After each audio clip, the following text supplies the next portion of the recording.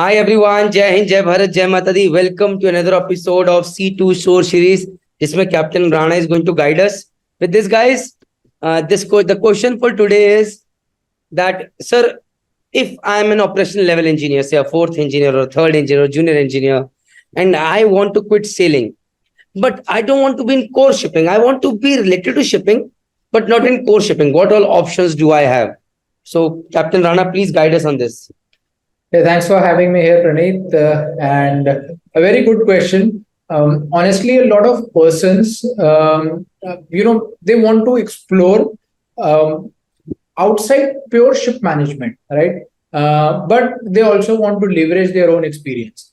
They've already spent 3, 4, 10, 5 years in the shipping. They say that we want to leverage it, but they don't want to be in ship management. So where they can go, right?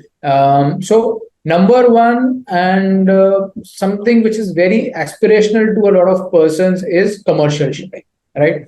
In commercial shipping, you are not in the ship management company or the ship operator company. You can become a broker, right? So you can become a broker, have the deals, fix the vessels, and it is you start at a low salary, but sky is the limit. One of the most highest paying jobs, one of the most highest incentives, if there is anything in the probably in shipping or maybe in the world, is into broking. Yeah, a lot of money to be made.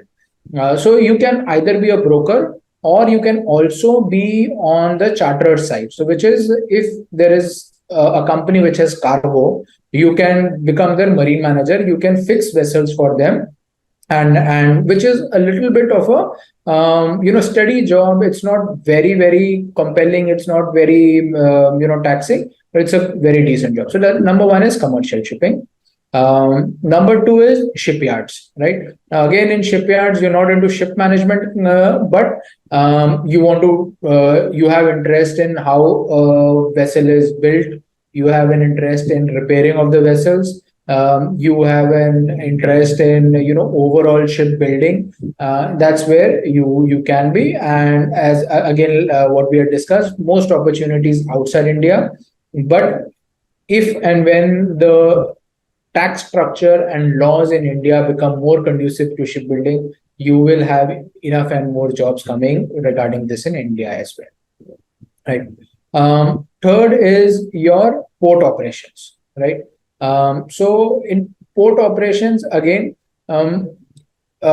what the industry requires is someone who understands ship, right? So who understands that if you tell the ship to move 20 meters behind or 20 meters ahead while it is at berth, it's not easy, right? It requires a lot of things, but a non-mariner may say move it 20 meters and what will happen, right? So that's where someone who understands this, someone who understands ship operations, I think those are suited to take the next step, which is get into the port side and do port operations as well.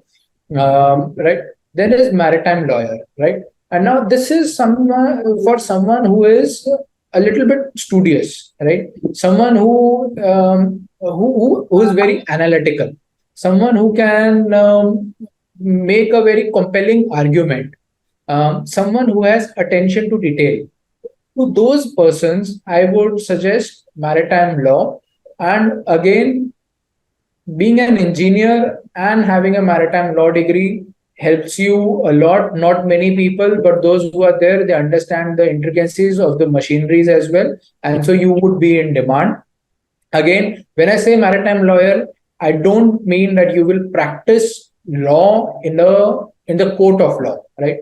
You would still be working with some kind of a maritime company, not necessarily a shipping company, but a maritime company to represent probably a shipping company, but not in court of law. Most of the claims are settled through arbitration, and then you will be involved over there, right?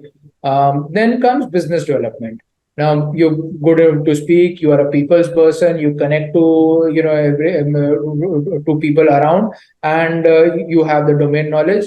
Why not to have that your skills, have your passion work for you professionally? and you can get into a good business development role as well. So these are the roles which you can take, which are not into ship management, and which are associated in the maritime domain as such.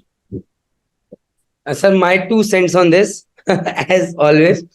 One of my juniors in college, he is right now a big time. He studied maritime laws and he's a professor in basically teaching in a big world maritime university actually right now.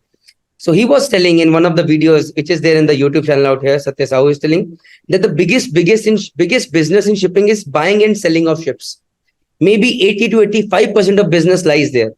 Around 10% in chartering, and only bare minimum 5% lies in ship management. There was a company which bought and sold ships in a period of 3 years and increased their revenue by 3 times. So he was telling this thing, asli paisa wahan hai, sir, what are you doing? What are you thinking? So when we Right. talked about shipbroking, there was a smile on my face. And definitely we'll be making later more videos talking about shipbroking, and we'll be getting more people out here who are into shipbroking to learn from their experiences, what they are doing. So thank you very much for all these options, sir. Thank you very much. Let's jump on to the next video. Thank you.